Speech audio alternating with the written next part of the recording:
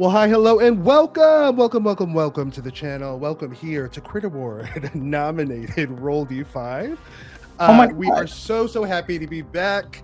I am so happy to be back on your screen. I, of course, am Aetherius Bordeaux. Welcome to Roll D Talks, the talk show where we talk to people from around the Indie TTRPG community. Tonight, we have an amazing guest who we're going to introduce here momentarily.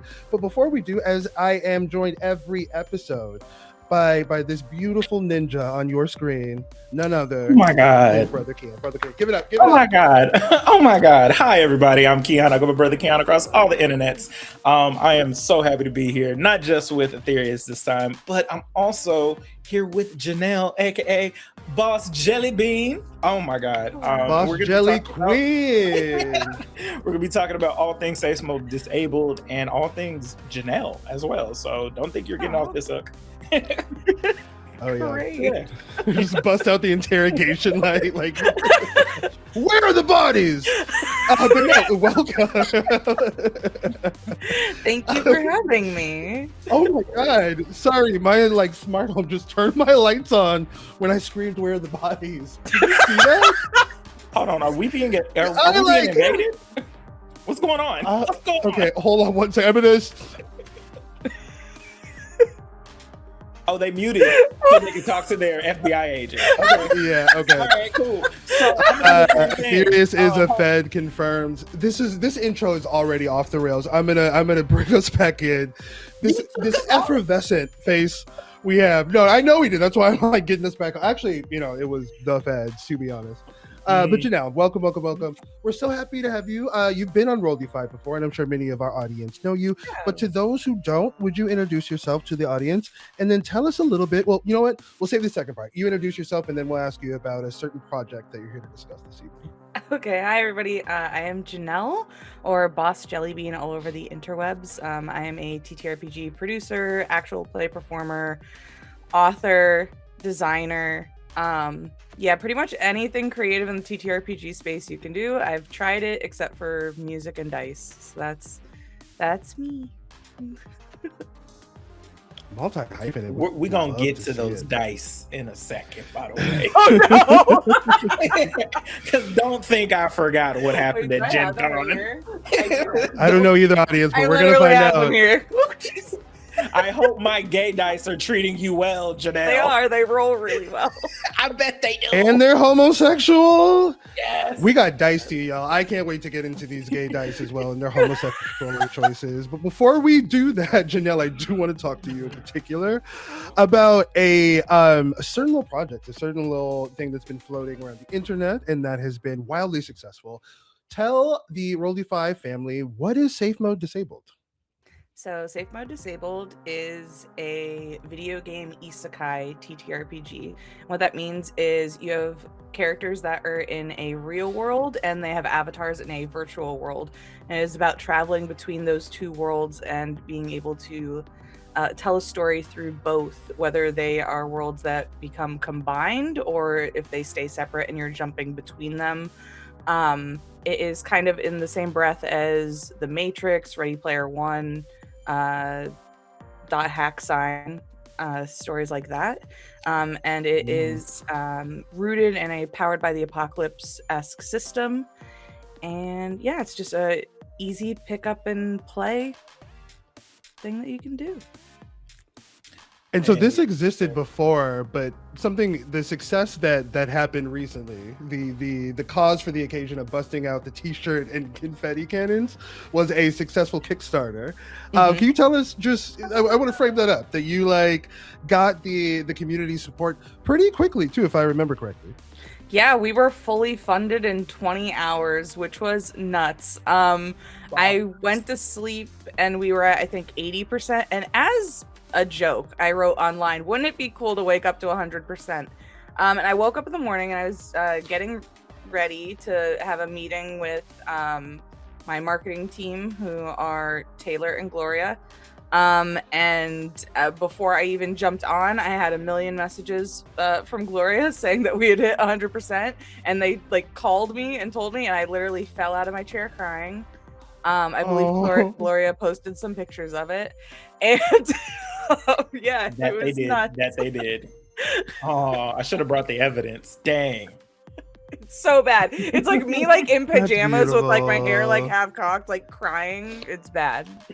I think there's And that breath like in my hits me teeth. in the fucking feels. I'm like, Yeah, so proud well of you. deserved. Especially because like if I'm not mistaken, this is your first Kickstarter, right? It is. So my first solo Kickstarter. I did do one Okay. Kickstarter with Three Quills Publishing, which is me, Talking XP Johnny, and Andy from Margo Mods Games. And we did like a Candela Obscura, Blackout, and Candela Nomicon, but this is my first like solo project doing Kickstarter. I've never been the one managing the Kickstarter ever. So how does that feel? What is it like being the one pulling the gosh. strings and watching it all I come mean, together? I mean, to be real, I did mess up a lot, but it's the first one that's gonna happen. But Yeah. we eventually pulled it together, and I think it turned out great. I mean, that's it's such an enormous victory, and not to just like love bomb you, not even a full like 5 minutes into this, but that is like so many people have ideas that they kind of ruminate on and they sit on and they self-judge and they kind of sit in paralysis. And there's something genuinely exciting about someone letting their creativity lead them to this kind of self-actualization, for you not to have just had that wouldn't it be cool idea, but to have slowly over time built a team and done all of the unseen work and labor that goes on behind that, and etc., on up to a successful, not even full 24-hour Kickstarter launch. And that's just, I am enormously proud. I could not be more proud. It is genuinely so well deserved. And I think that like this project really resonated with the community because of the authenticity and kind of the earnest, so many people that we all love and trust, like Taylor and Gloria and Calamity. It's beautiful to see like all of this like come together. So congratulations, and let me like just get this out here in the beginning. I'm like, I felt it in my chest. It was gonna come at some time, but I sincerely am like so proud. It's a beautiful and it's inspiring. I hope other people see this, and as I'm sure we'll go through, I want to ask some questions about kind of what the process was like for you, and see that there is a way from having that great idea, having this cool thing that you're passionate about, on into building enough community support to make it happen. And I think that's something really, really special. So congrats, Yeah. like Thank you. You're amazing. So proud of you. Aw. But I have a question in regards Okay. to how we got here. Oh, Like okay. you said everything is based off of like the .hack sign of it all. I would go grab my disc because I think it's very serendipitous that we started talking about Safe Mode Disable at the same time where I was doing my World Replica stuff, because it all came out at the exact same time. And I was like, now wait a minute. I know why I wanted to tell a story about a digital isekai, but I want to hear your story. Why did you want to create a full setting and not just tell a story about it, make a full TTRPG system around it? So I think it kind of goes back to other shows I've produced and just other games I've DM'd in general. I really love having two parallel settings that have a juxtaposition or a theme that ties them together, and using that as a vehicle to tell a story. And I think that can lead to really interesting games in this space. And I've done that in a couple other shows and games. And the one right before this, it was Fey Dark Eclipse, where I had a group of ladies in the Shadowfell and a group in the Feywild, and they were working against the same like big bad evil in two parallel timelines. And I think after that project, I was feeling very nostalgic and was thinking about .hack sign, which was an anime that I loved when I was younger. And I was looking for a system to maybe do a game with that, and realized I couldn't find one. Yep, exactly. The amount of systems that when I was looking to start World Replica, I was like, nothing does what I wanted to do. Nothing tells the story of two worlds. And then you come out with this. I'm like, if I wouldn't have already recorded the things, I probably would have re-recorded the things. Yeah. Well, the game system in game can always switch, Queon, right? They introduced that's true. Add some patch notes. Honestly, yeah, I like that. Yeah, I just, it's interesting that it's such a popular genre of story, I think, right? Like, I mean, all your sci-fi classics are kind of in this genre. And there wasn't a TTRPG for it, which seemed crazy to me. So that's very much so where this started. And then I think the other part of it was, I've done a lot of design work for other channels and my own shows and things. And I have a very specific aesthetic that I call neon bisexual colors. And I don't see many TTRPGs that kind of use that. A lot of times we have ones that are high fantasy, or we have ones that are futuristic, but they're very gritty.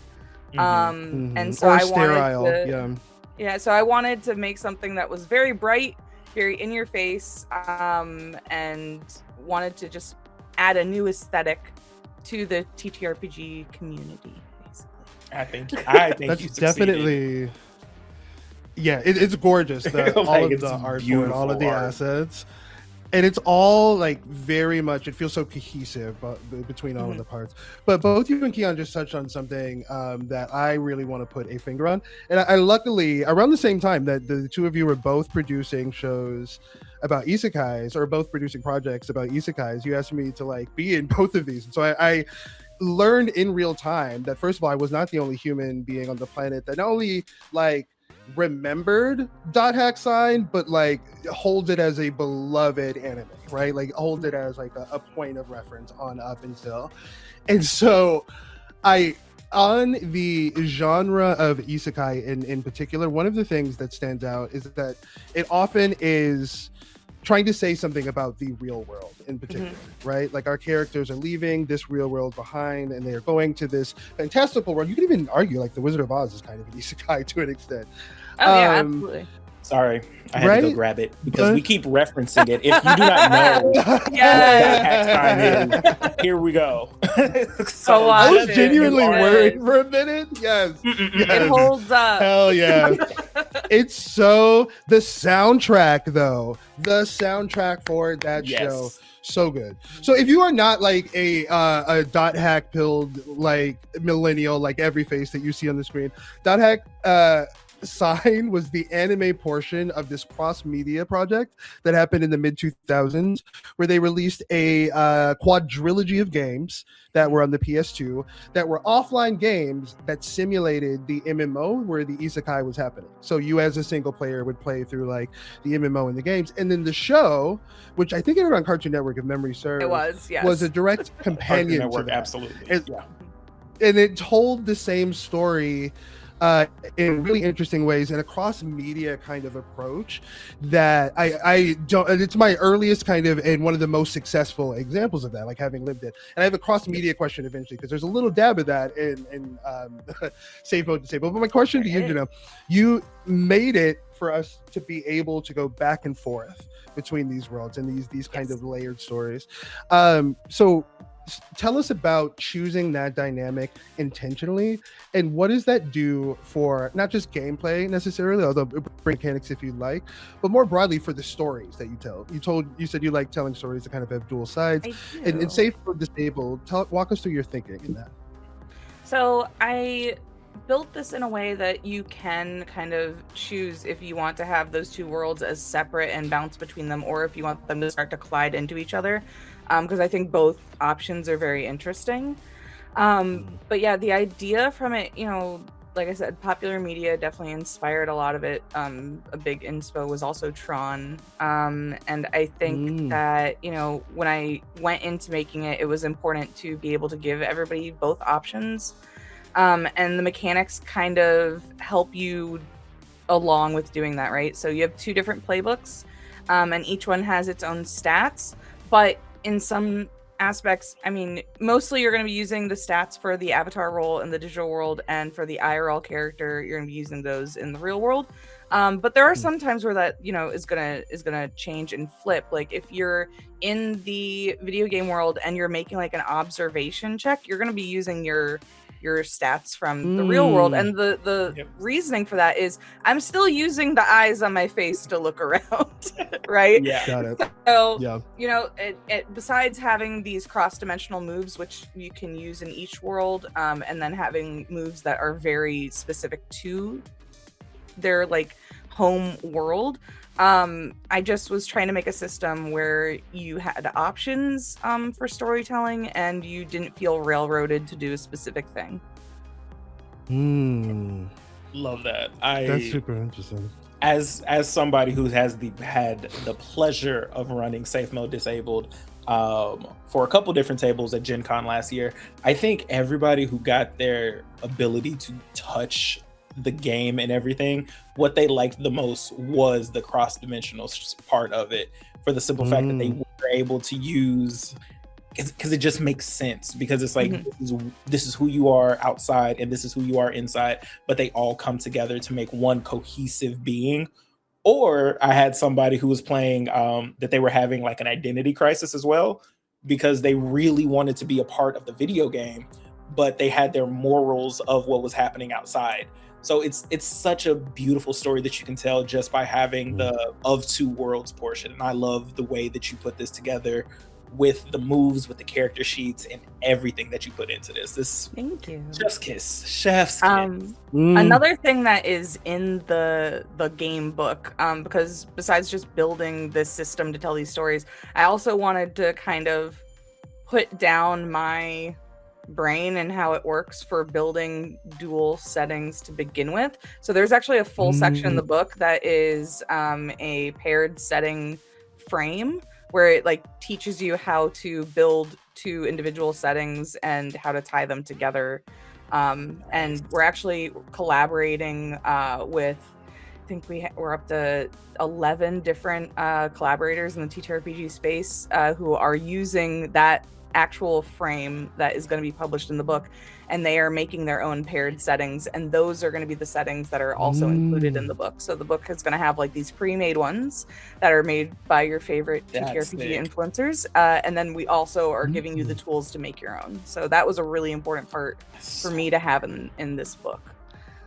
That's so good. That is amazing. My god, Jenel, your brain it's so so proud of you. It seems like you've made it so that that bleed between worlds can be bilateral, right? The bleed could go either way. We're very used to an isekai in which we see elements of our world taking into somewhere fantastical, and the drama is a result of like real people dealing with the fantastical things that are now off of their screen. But like I think if memory serves, that you can now with this system also see the game world and parts of those mechanics and parts of that come into the real world, right? Can you say a little bit more about that side of it? So when you have the cross-dimensional moves, that means that if you have players who are walking around the real world, you can narratively say things like, which Aetherius has been in a game where I've done this, where like someone is reaching for something and like their hand glitches into like their avatar's hand, right? Or you're in the middle of a high stress situation and you are able to use the abilities of your avatar, and then that brings into question like, is the real world even real? And in some cases the answer is no. Janelle, if we have layers, there are layers. If there wasn't one of my players in this call currently, and if there also weren't my players in the chat currently, there's a anime that I would love for you to watch. We'll talk about this after the fact. Okay. But for my isekai, it takes a heavy inspiration on is the real world even real? Yeah. So I love that that's where you went to. We do have a setting in the book that is also the setting that was inspired for the ARG that led up to our Kickstarter. That is the case where the real world is like a simulation that they're in. So it's gay gasp. Okay, the ARG messed with my brain. I need you to know that. The ARG was very fun to make. Because I thought Penny was just a like an alias that our friend was doing, and I was like, oh Maz? Yes, I thought it was an alias that Maz was doing. I was like, all right, cool, this is fun. Come to find out, it's all for this, and I explode. Moz did a great job acting as Penny. For So anyone who doesn't good. know, we made an ARG leading up to the Kickstarter, which you can still go play. It's still up. It is a website, and there's a bunch of fake social media accounts around the internet that you can look at for clues. One of them is our friend Moz, who plays Proxy Penny, an influencer who is obsessed with this game, Corefall, and that is the actual ARG is the website for the Corefall game studio, and you have to essentially go on there, apply for a job, and then you can like log into the employees section of the website, and spooky shit starts to happen, and you have to explore. Interesting. Yeah, That's like how This House Had People in It worked. That's super interesting. Brilliant. So good. So I like remembered something from my own personal experience that struck me in my like gay spine. One of my my favorite thing about this entire process of TTRPGs in general is character writing. I love writing characters, creating them, kind of filling them in depth. And one of the things that I loved about the specific character creation process as it pertains to like the group, the player character party with safe mode disabled, was how you set up how relationships are made. Yeah. And how that isn't necessarily symmetrical. That piece in particular I thought was super interesting. So tell the audience like a little bit more about what I mean by like the way that you've structured how your players build their party relationships. So another really huge inspiration for this game in general was the fact that I myself have a lot of my best friends I know through the internet. I think that's the case for a lot of people in the TTRPG space. And sometimes, it's those relationships aren't seen as valuable as in-person connections, and I strongly disagree with that. And so in this game that is about a real world and a digital world, I thought it'd be really important to have mechanics for your connections to people, whether you know them online or you know them in person or you know them in both. And so when you're doing character creation, you have to establish these connections that have real mechanical aspects to the game and how it's played. And all of these connections are one way. And what that means is I can have a competitive relationship towards Aetherius, but Aetherius's connection towards me might be admiration or something, like, or it could be broken. Like there are just because you feel some way about someone doesn't mean they feel that way about you. And I think that is how real world connections between people function. And it seemed silly not to have that be the case for in the game. So, and those connections can also change throughout the game, which I think is important because your relationships in real life can change and evolve as you meet people and go through these adventures and experiences with them. So that was important to me to add into the game. That was one of my favorite design choices, I think, for because I'll be honest with you, I think it touches on one of the things that I often feel like can be really difficult for people, which is establishing and finding those party dynamics. I feel like often at a session zero, if those things aren't drawn out, what happens is that the first however long of play is people kind of fleshing those things out in real time. And I'm not saying that there's anything necessarily wrong with that, and there can be like benefits to that, but especially in the instance of a one shot. And I would say even in the instance of the series or just like for a long-term home game, like going into the beginning of these stories with those established dynamics allows you to hit the ground running narratively. And now you are like, it affects the pacing, I think, in a way, but I think above just the story, like the quality of the potential role play, I think is exponentially better because you're really handing the player, the role player, the actual player, whomever, like the tools to.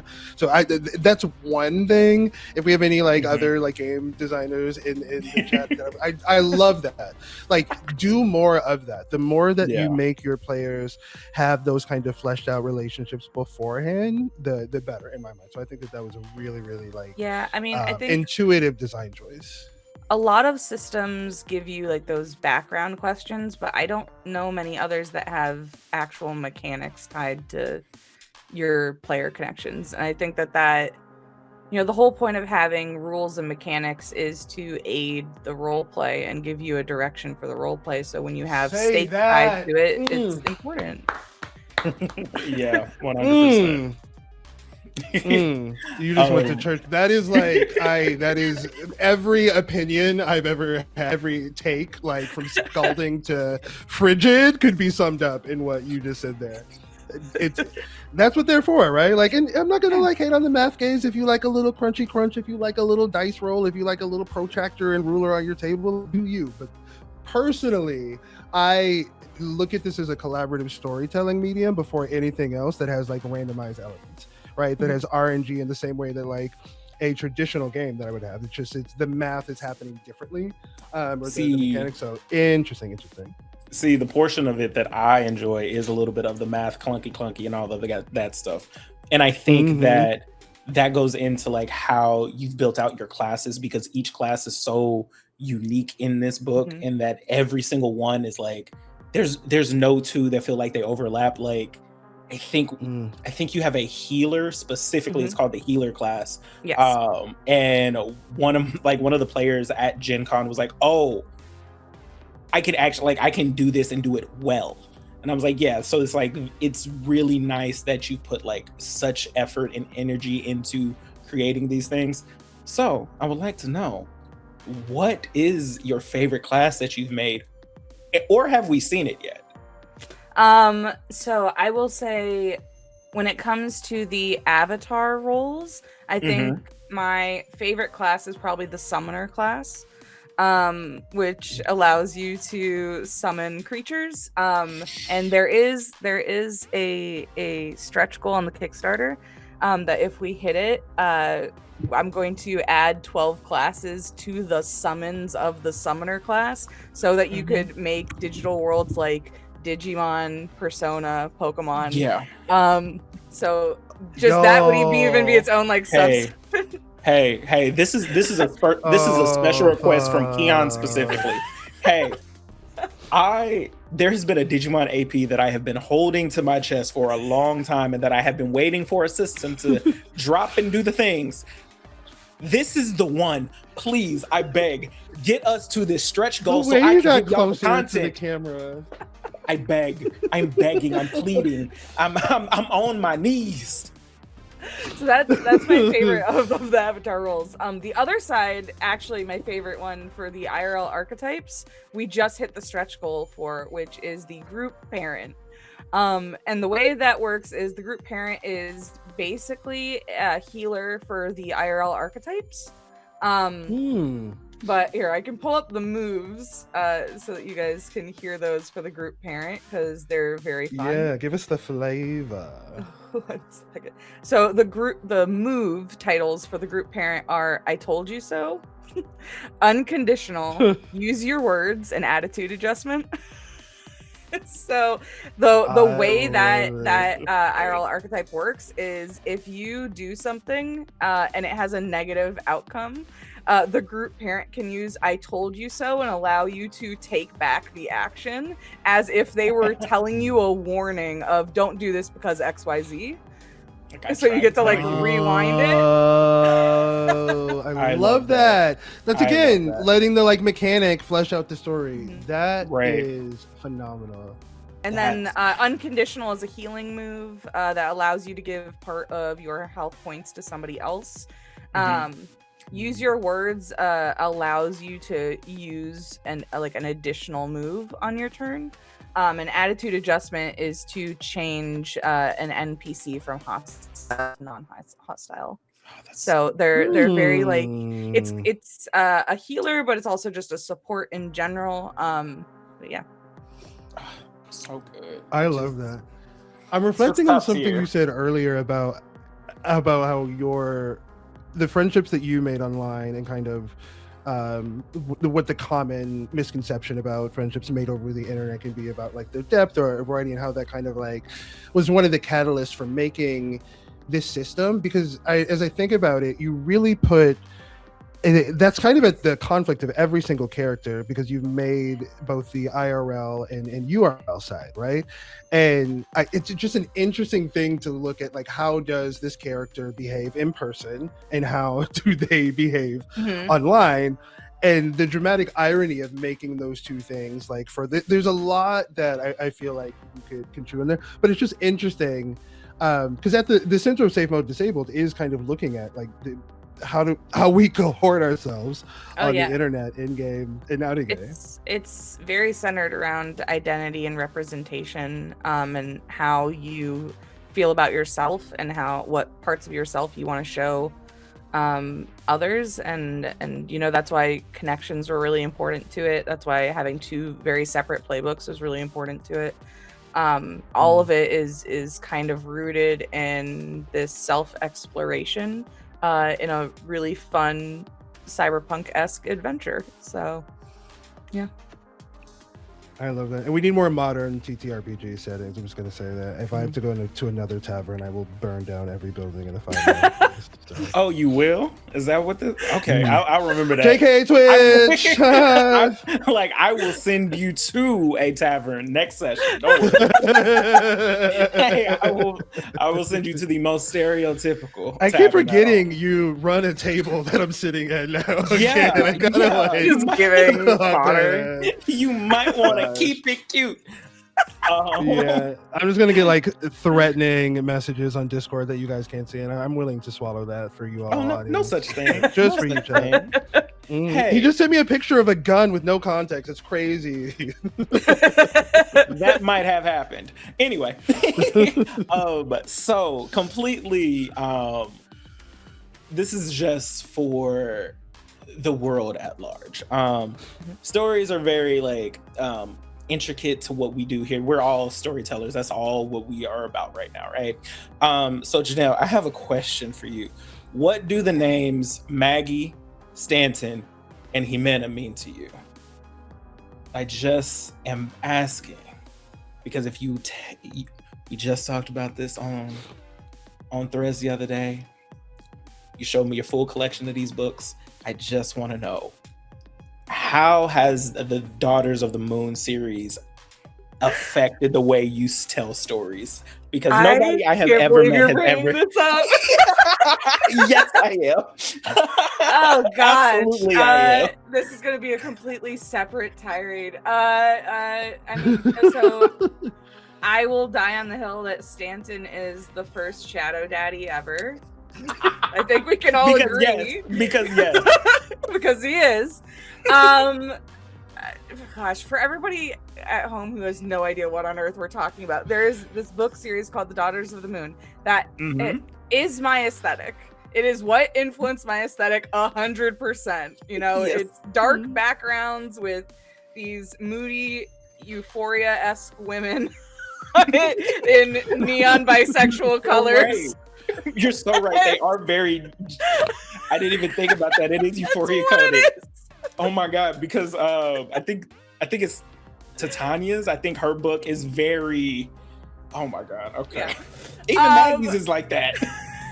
So, and the whole concept is that they are like these demi goddesses of the moon goddess Selene. And they're fighting against, the Atacross, who are like the demons of the moonless nights from Hecate. My screen name as a child was Selene X Hecate from this book series. Listen. Not the AIM username, not AOL Instant Messenger. You know how everybody would have like those your little questionnaires on your MySpace and everything. Yes. And we got to what's your favorite author? Mine was always Lynn Ewing. Every single time it's like, oh, absolutely.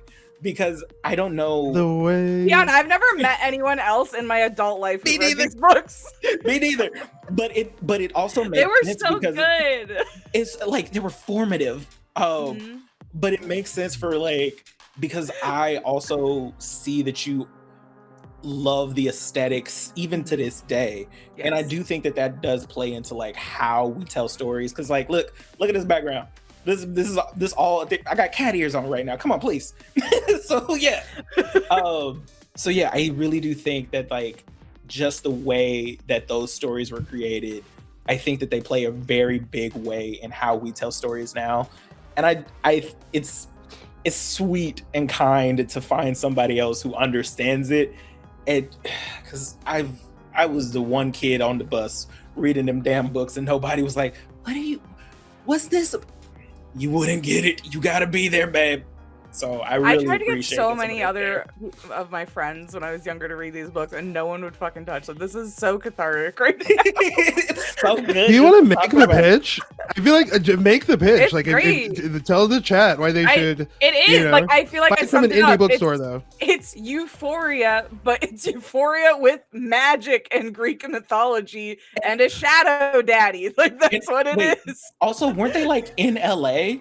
Yes. Yeah, so it's like they're in LA in like modern time. Jimena is over here like fighting shit like actual people. Like, please. It's so good. It's grounded in reality, and I think that that's like the biggest thing that I've taken away when it comes to storytelling. I always try and ground the whimsical in reality. Mm-hmm. So, you know what? A really important part that I think about all the time. The character who is the girl who is the POV for the first book. Her ability is that she goes invisible, which there are a lot of like X-Men who like go invisible or you know other that power has been used throughout all of nerddom. However, in this specific book, they explain it that she can control atoms, that she can separate them or she can contract them. And I thought that was so cool that they gave an actual reasoning behind it because it allows her like to fly and do like all these other things. And that is something I kept with me throughout a lot of world building things where I would come up with something and then intentionally think about the mechanics and real world aspect of why that is able to happen. What can they control that allows it to do this? And that's specifically from those books that, you know, like it went that step further for that genre, because a lot of times they don't explain it. A lot of times it's you have firepower and we're not going to explain anything else on that. Right. So well, I think for something like a flash game or something more transaction, like a shitty mobile game or something where you don't have to do it in a narrative. Yeah, like the idea that magic is fine. But I think for a TTRPG in particular, something like this, right, where each session is a couple of hours and you're not just playing these characters, you have people inhabiting them. That layer, I think, of world building makes the world feel more grounded and more lived in. And it gives this contrast, I think, to the fantastical that I think is super interesting. I think a lot of people will find some of their favorite things again at this the nexus of this whole thing, that URL and IRL, I think especially today is something very, very, very interesting to see you exploring. I did have a question for you about the Kickstarter process in general. Like I talked at the top of this about how someone seeing you go through this from the conceptualization of the idea on up into this like success that you've had recently.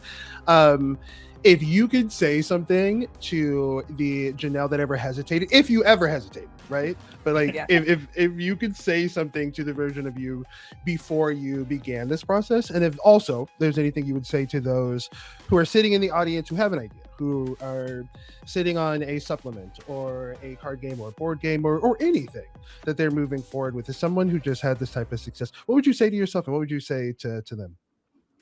I feel like this is gonna be, I don't know if this will be surprising or not, but I think the first thing I would say is don't try and be a one-person army, because you're gonna burn yourself out. It's really important to have a solid foundation of people to rely on and work with. I could not have done this at all without my current team, which is Gloria Glowpinksta, Taylor for Spunky Taylor. They are so important to the process. I mean, their knowledge for marketing and for social media and just for aesthetics and how to present things to people in general has been life-changing. And having the people in the project who inspired like the idea for the mechanics for real world friendships, right, based on online people that was important to me. And also my artists Emily K. Wordsmith, and Daniel, who is also a Roll D5 member. They created the art for this game, and this art is like made the game, right? Like this project would be nothing without the art. It's amazing the job that they did. I can't wait you to see everything else that they've created that's going to be in the book. And yeah, just bringing that aesthetic to life, and giving people something to visualize for these mechanics, for these stories, was super important. And the team I have moving forward, which Queon is on, is also going to be really important to the process. My editors, my layout designer, all my play testers that I worked with, Aetherius, you are one of those. So yeah, just you need to build a team. You can't be a one-person show. You gotta have other people who know what they're doing, and do that from the beginning. Because I think, when I first started out, I was like, I want to write it, I'm going to do everything, and it's going to be fine. And that wasn't going to happen. So yeah, just build yourself a good team of people you trust from the beginning, and it'll all work out well. Nice. What did you learn about yourself through this in particular? What was your own, what you feel comfortable sharing with? Were there any insights that came up from you navigating this process? I think there was a lot of back and forth with me, like internally, personally, about my design aesthetic going through this process. Putting yourself out there and then having, people on the internet criticize it was really rough in some aspects. This game, because it is both like a commentary on the real world and showing this digital world, it was important for me to make it a diverse game. And I think you see that in the art, and that was really important. And there has been a lot of really awful trolls and situations directly because of that. And I think I learned that having people attack me for something that I strongly believe in is still a win, right? Because I'm pissing off the people who are against that, and being like, just finding the confidence to stick to my guns on those topics and that direction. I was happy I didn't like crumble under that pressure, I guess. So yeah, that's amazing. I think you're doing an amazing job, honestly. Thank you. Getting criticism online for doing the things that you know is right isn't always the easiest thing to hear, especially in this day and age. What advice would you give to somebody who's in that same position, and they're trying to figure out like if they should keep doing this? I think you have to champion for those communities that are underrepresented, and just because you're getting pushback from bad, gross people, you gotta like stick to your guns and push through it, because it's important. And yeah, like I said, if you're pissing off bad people, that's probably a good thing. Yeah. So good. I think that's like a fair assumption to make. And I will also say that, like, I'm going to just name a spade, which is that we all exist in a hobby that has been homogenous, that for decades has been saturated by and dominated by straight, cisgendered, heterosexual white men, right?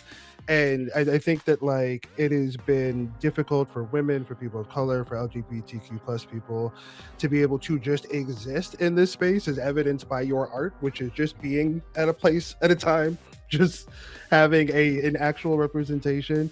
And for just that enough to be enough to it's worth naming that there is something that I think is an act of resistance in making certain that you're like, it's taking your values and not making them something that you like just say on the internet, which I think is the downfall of a lot of like TTRP channels in this place, where and your values don't live further than either your website or your byline, and it's putting that into actualization, and you're doing that, I think, both at the table, right, and in the Kickstarter with the art and etc., but even behind the scenes with whom you have included in your community and whom you've included on your staff in particular. And so I say keep it up. I share a rage at that, but it is, yeah, I just want to like name a spade, right? Like there's a general community issue surrounding this, and I feel like the more that we speak directly to it, the more that we can adjust it. But yeah, like women, people of color,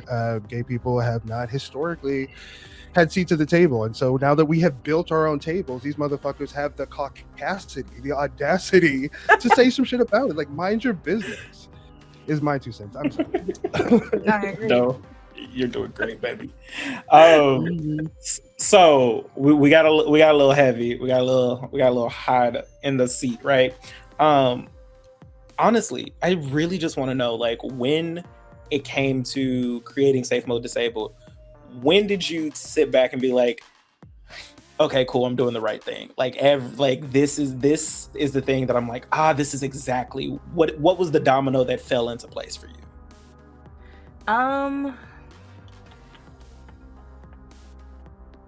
You know what? I do actually remember a very specific moment where just the idea was very validated, which was I was talking to Weston, Arcane Anthems. I think it was at last PAX U, maybe.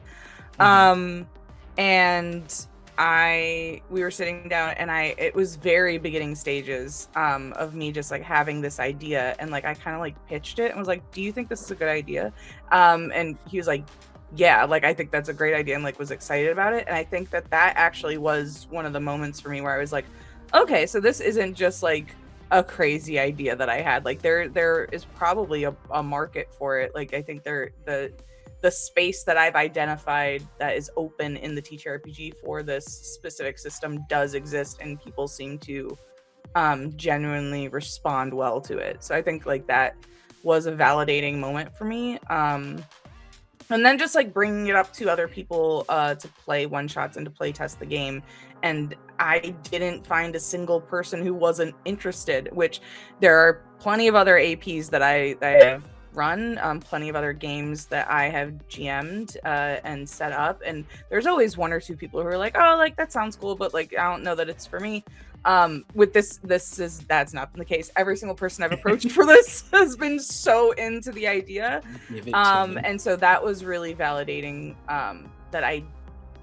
that everyone seemed to love it. So that made me feel great, and also makes me feel like I'm on the right path. So good stuff. Again, so proud of you, because again, this whole system, this whole like you can running it and like sitting down and like seeing the quick start guide and like being able to teach and run it, you can feel the love that you've put into it and feel the effort. So it is so good, and I could give you your flowers all day and night, because I really do enjoy this system. And it's just do you think with the quick start guide, I know we only get like a little preview of some things, but do you think with the full book, do you believe that Safe Mode Disabled is something that you can run a long form campaign in? Or are we looking at, because I know a lot of Powered by the Apocalypse games tend to stay towards the shorter side of things, but do you think that there could be a full fleshed out like multi-season, multi-arc situation within Safe Mode Disabled?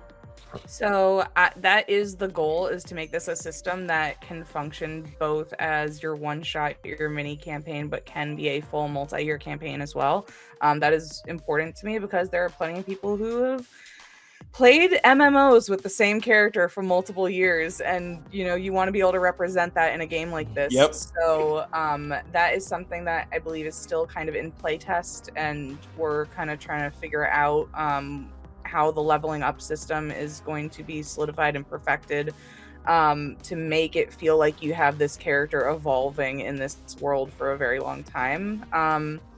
And so that is a goal, and that is hopefully where we're going to land with it. But that is still currently in the playtest area right now. Easy. That's amazing.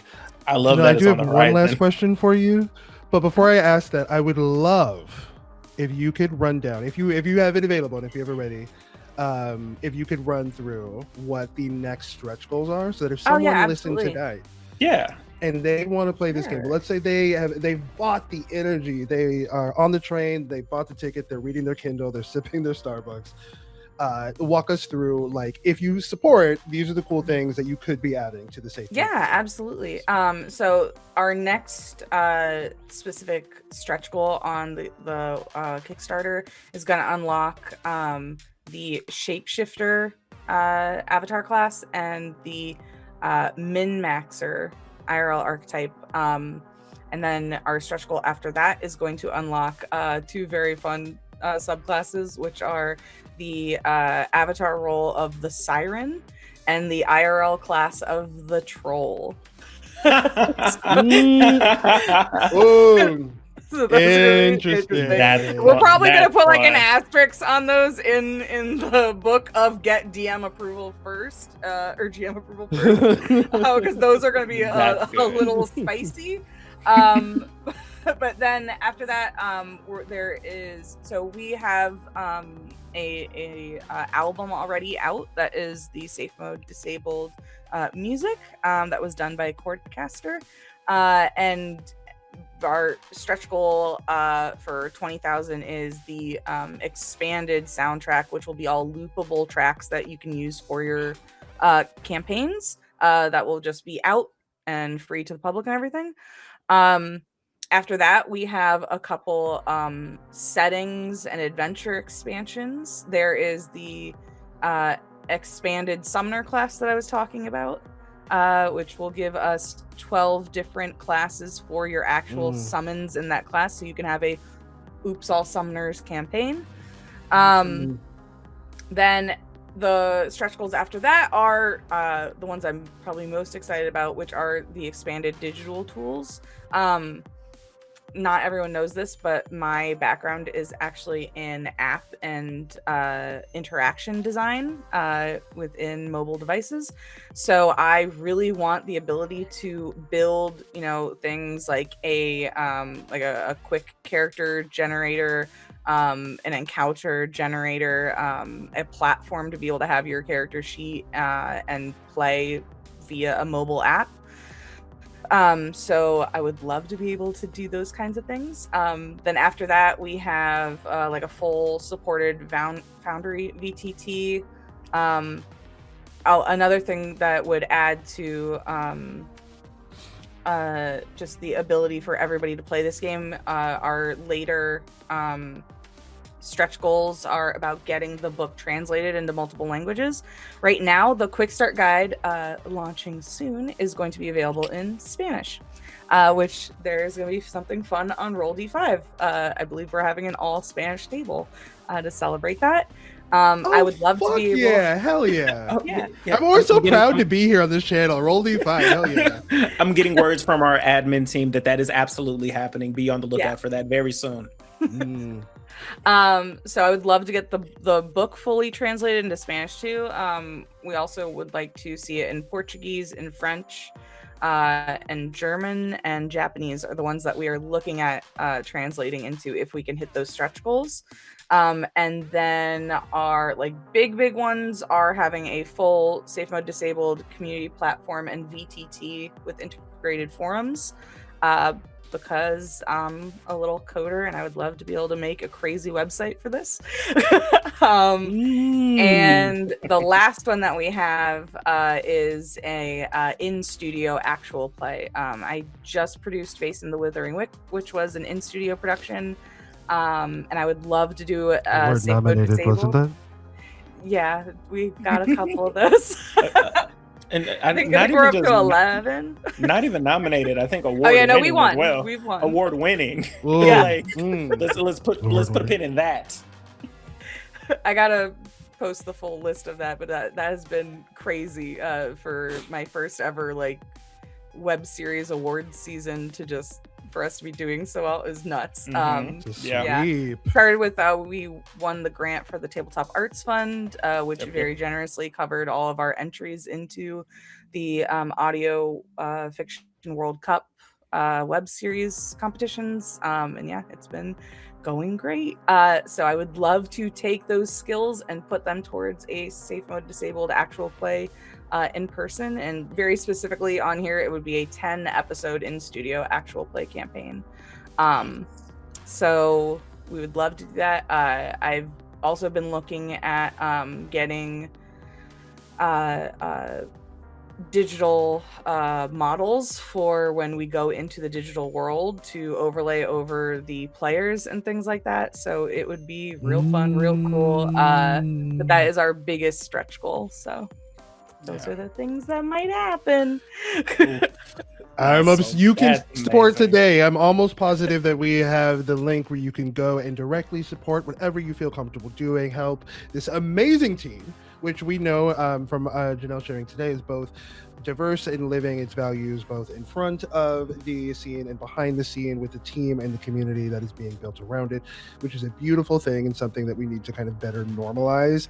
I think in this space by large, seeing a woman-led team and to see so many people of color on it is, and you throw up a bat signal, because the way that I will like Tom Cruise descend from the ceiling on anybody that pops off about this art, like I'm looking for a reason, like give me a reason.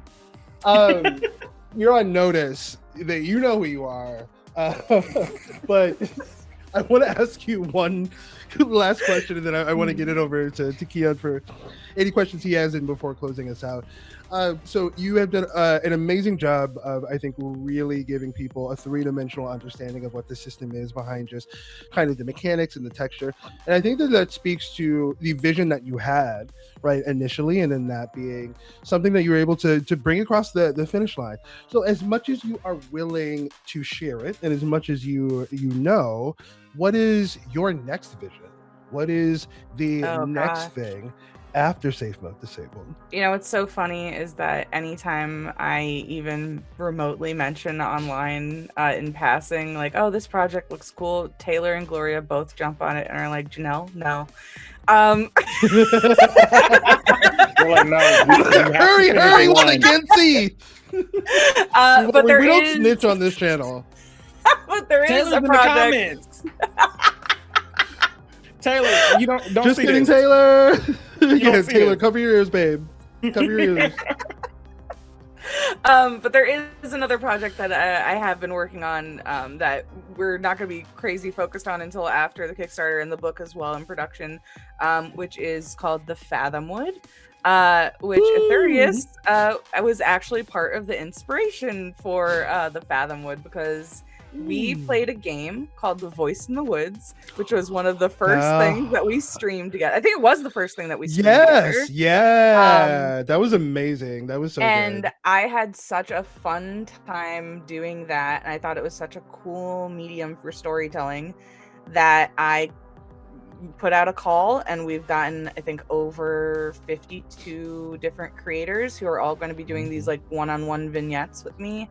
And it is a story about fear and overcoming fear, but it's also very much so a horror. And it is about these cursed woods that when you go into them, your fears manifest and take shape in the woods.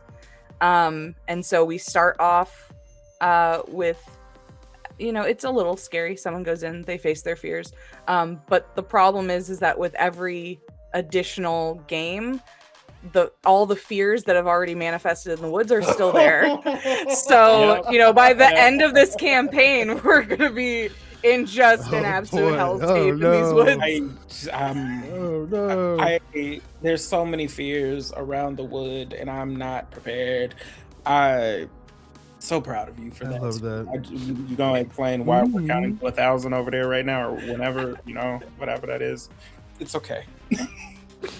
I love that you don't know, but compulsively do it. I'm like, I've seen you do that. Every time. I did it today. That could be a doomsday counter. You don't even know what you're contributing to. We have no idea what we're counting to our doom, and we have no clue. my God. That's crazy. It's like, Jenel's just like, oh, count to 1,000. We're at 2,432, I think. Yeah, okay, to explain to everybody who's watching. So there's a forum on Discord where we have everybody who's in the AP. And one of the channels in it is just a count. And so everyone's trying to count to the highest number we can. There's also there are some little player stretch goals that I've put in there. Yeah, but yeah, it's but it's so funny how upset people get when the count gets messed up. Because we made it so far. We made it so close to 1,000, and then we got gutter punched in the 900s. Okay.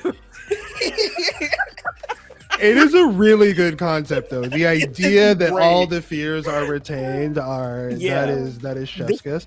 And that thing that I did with the woods, that is one of the most memorable psychological horror things that I did, because I remember that character exploring some version of his sexuality, and that I think it ended with him finally coming. It was really, really good.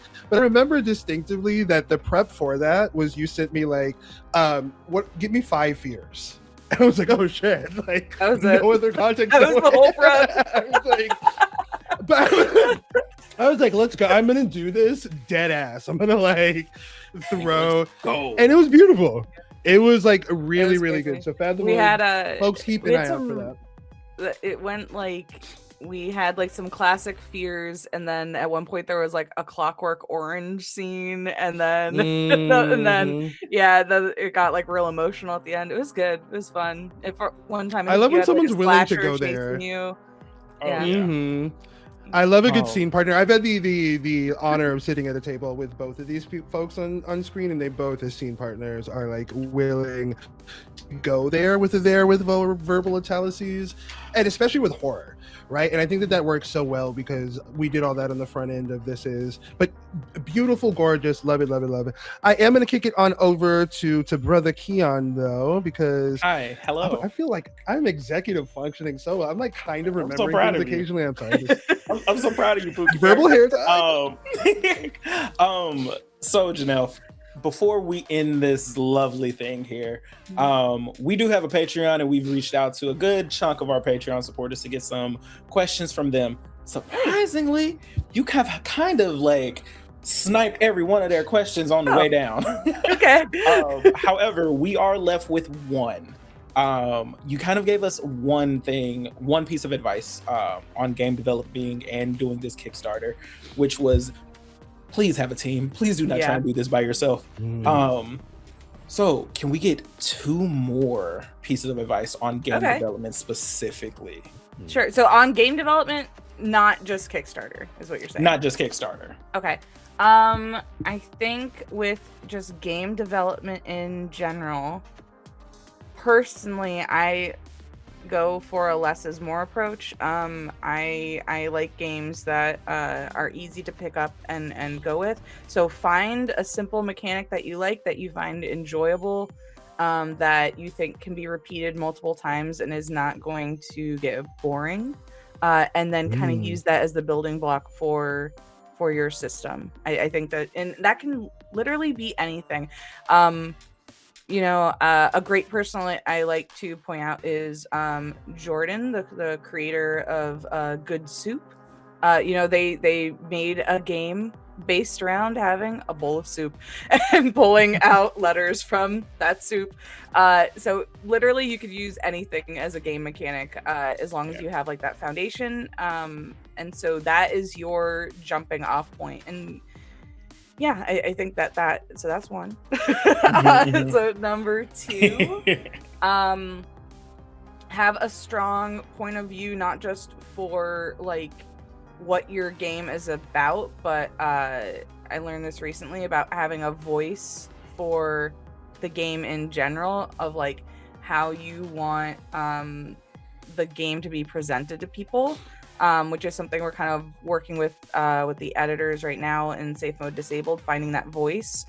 And I kind of wish I had thought about that more in the beginning of this process, because I think it would have saved a lot of work on that.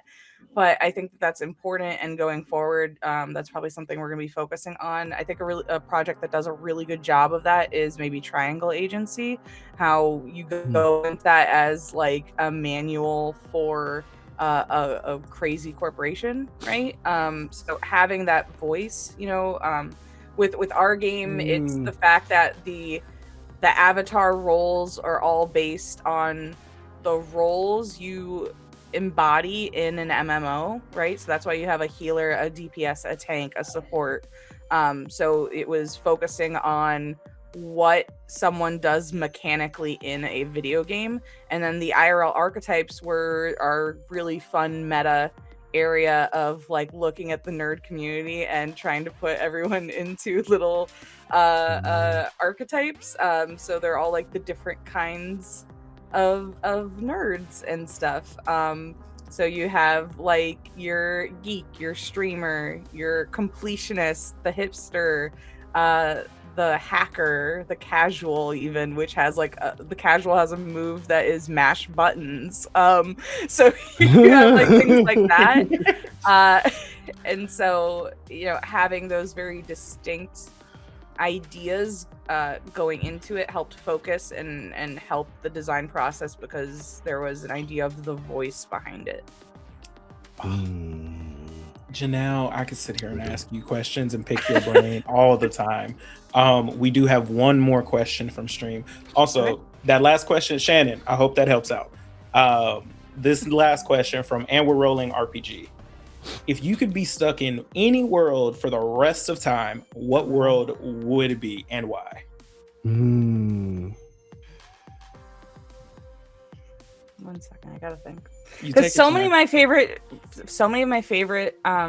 things are not worlds I would want to be in, right? So I feel like that's the problem. That's really I'm such a dystopian girly, but I don't want to live in the dystopian we have now, let alone the ones that are. I can see you making the like leather Mad Max thing work though. I feel like you could pull that vibe off though.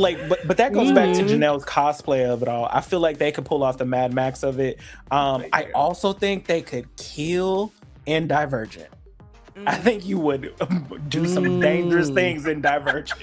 That would be fun. If I had to pick one to live in though, like have a nice, happy, casual existence, I'm definitely living in Pokemon. Like I'm living in Kanto. Like that's where I'm living. Are you kidding me? Give me all the pets. I mean, yeah, and like, also, okay, I accept this because they kind of basically have baked in immortality, and the Pokemon can't hurt them. So sure, I'll take it. Yeah, because the amount of times that Rocket has been blasting off, it's all right. Set up my cute little cozy psychic gym. It's fine. Yeah. Oh, you're a psychic trainer? Ew. Wow. Ew. I also am a psychic trainer, and we're not poison type trainer. Queon, I do love poison. Poison is like my secondary. So that's poison why is I my said secondary. I was a ghost type trainer until this year, and I was told that I am not a ghost type trainer because I love too many poison types. Sure. Whatever. Anyway, again, Jenel, thank you for coming out. Thank you for being here. This has been an amazing conversation. Absolute delight. Hey, admin in my ear. Is there anything that I need to is there any skills that I need to run before we pull chocks? Well, I know we need to tell folks where they can support the Kickstarter, right? Oh, absolutely. You run that ad real while I get some other stuff. Excuse me. Thank you for clearing that up, Jenel. I appreciate you straightening that out for everybody. Just type Kickstarter in the Google. Oh my God. Hold on. No, but for real, I gotta know. I gotta make sure. Because there are a couple of things. There are several things. Okay. Oh, okay, cool. Excuse me. I have had word from the voice in the air. Oh God. So, did you get hit by it too? Okay, cool. Yeah, I did. It's like God.